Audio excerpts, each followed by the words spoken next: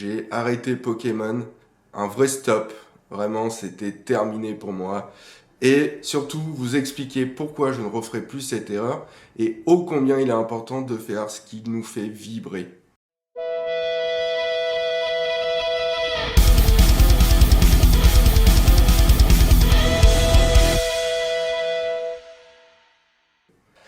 Hey, salut les amis, c'est Greg du Grenier des Dresseurs. Aujourd'hui, petite vidéo particulière.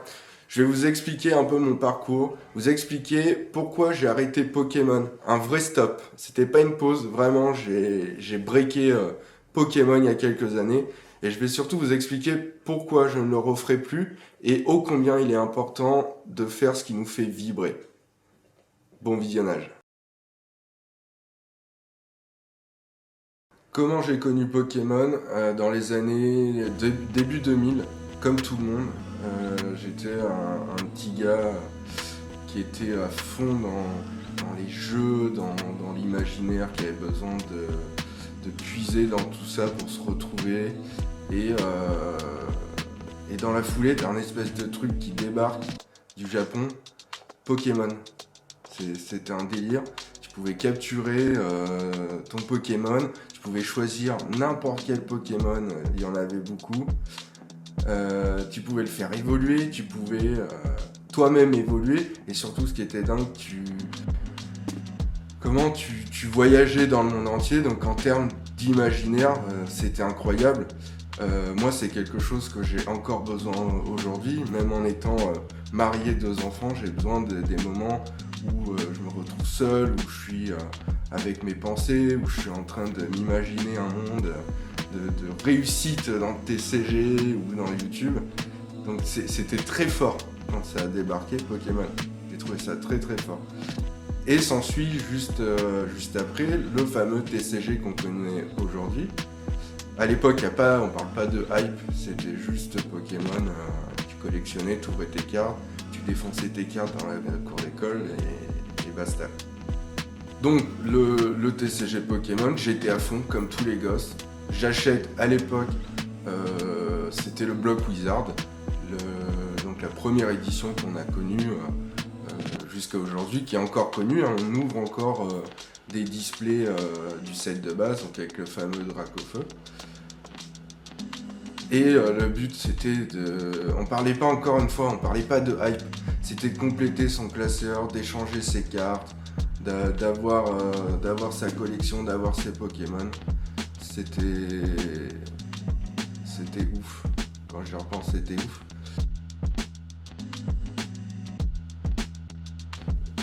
Et un jour, arrive ce qui doit arriver, je rentre dans la pré-ado-adolescence. Mes potes se foutent de ma gueule parce que je parle encore de Pokémon. Et comme il y a cette espèce de truc là en moi qui veut aussi faire partie d'un espèce de groupe de potes, je décide de m'écarter un peu de Pokémon.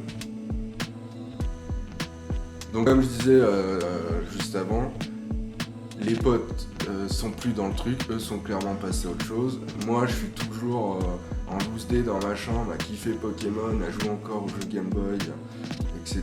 Mais je dois prendre une décision parce que à cette époque-là, les enfants sont durs entre eux, donc j'en avais un peu marre qu'on se foute de ma gueule. Donc je décide de vendre ma collection.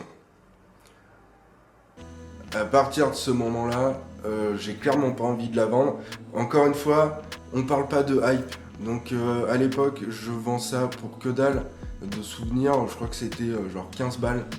Il me restait une dizaine de cartes pour compléter le Master Set. Et je me rappelle le passer ce classeur à mon grand-père qui donc me chope en contrepartie 15 balles. Et avoir un espèce de déchirement dans la foulée. Je pense que je me dis en fait le classeur j'aurais dû le garder et je faisais ça de mon côté et basta.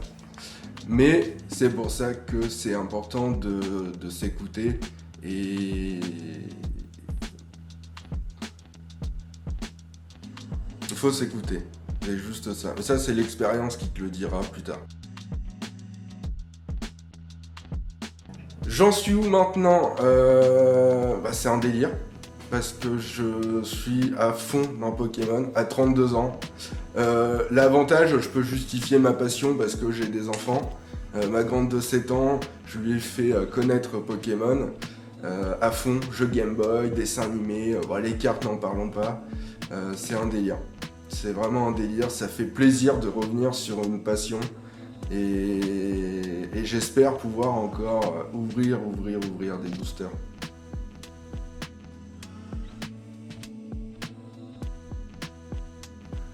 Qu'est-ce qui m'a fait revenir dans Pokémon?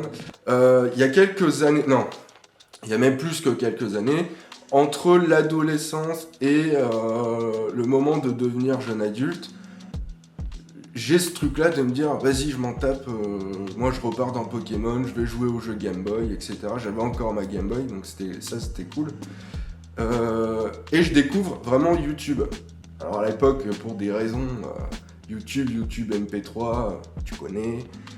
Et je tombe sur un mec passionné, le gars il ouvre des boosters, comme si sa vie elle en dépendait, il tremble, il sait pas ce qui va tomber, et le mec il a réussi en 10 minutes de vidéo à me faire re-kiffer les ouvertures boosters. C'était un délire. Le gars je le connais pas.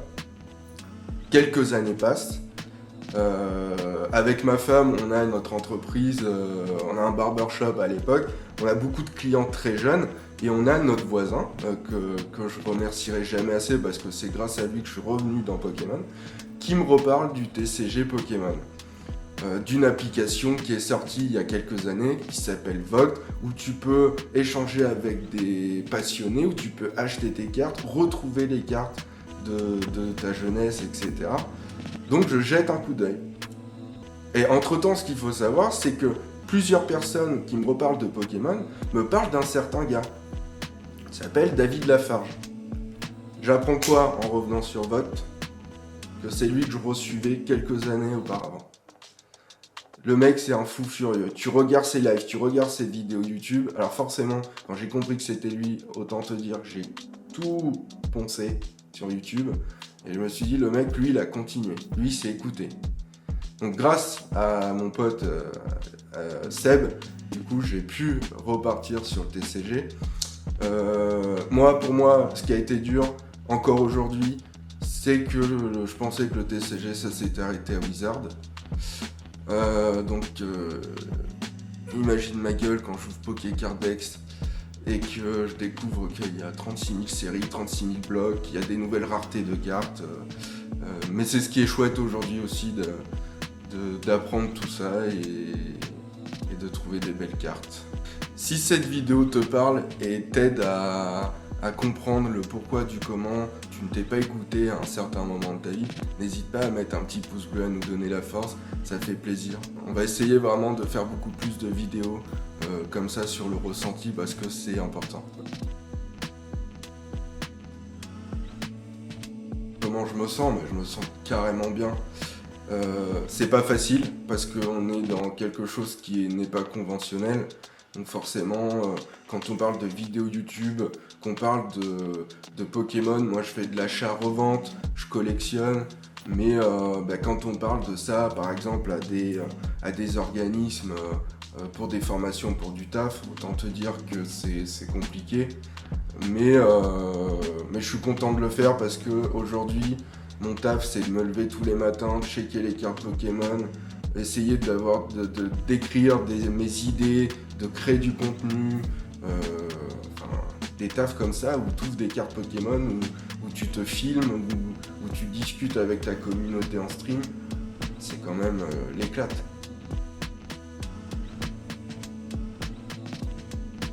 Le conseil que j'aurais à donner à quelqu'un, c'est vas-y, fonce. Fonce parce que t'as qu'une seule vie, tu sais pas ce qui va se passer demain. N'écoute pas ou t'arrête pas à... Ne pense pas à la place des autres. Qu'en dira-t-on? On s'en fout de ça. Fais-le. Si t'as envie je sais pas moi, de faire de la musique, de dessiner, de juste partager des pensées, que ce soit sur les réseaux, que ce soit sur n'importe quel format, vas-y, fonce. Fais-le avec le cœur. Faut que ce soit viscéral. faut que tu te lèves le matin en pensant qu'à ça, sans penser à la réussite. Moi, je pense que la réussite, elle va venir avec le temps. Faut s'accrocher. Tu vas choisir forcément de vivre de ta passion. Donc ça veut dire que le chemin, il va pas être simple. Moi, le premier, quand je stream, que je suis sur Vote, tu vois, par exemple, la dynamique du chat en ce moment, pour moi, elle est compliquée. Il n'y a pas de bonjour, il n'y a pas d'interaction, donc c'est compliqué de faire un monologue. D'ailleurs, si tu as suivi une de mes stories, tu as pu comprendre la problématique. Mais c'est pas grave. Le lendemain, on est revenu. La semaine d'après, on est revenu. Et c'est ça qui est important. C'est de pas se laisser défoncer par tout ce qui se passe. Tu vas peut-être devoir tout recommencer. Tes réseaux, c'est pareil. Mais ne lâche pas, c'est pas parce que t'as pas beaucoup de followers, c'est pas parce que t'as pas beaucoup d'interactions sur tes contenus que ça va pas péter. Un jour ou l'autre, ça va péter si tu continues à faire que ça. C'est ta passion, ça peut que péter.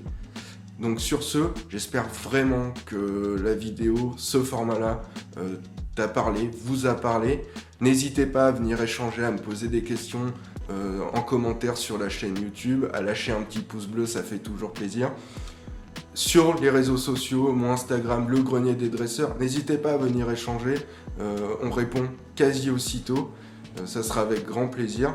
Et n'oubliez pas, aux 5000 abonnés de la chaîne YouTube, on fait un jeu concours pour vous faire remporter le coffret Drac au feu Premium. C'était Greg du grenier des dresseurs, j'espère que vous allez vivre de vos passions et que très prochainement je vais pouvoir partager tout ça avec vous. Je vous dis à très vite, salut.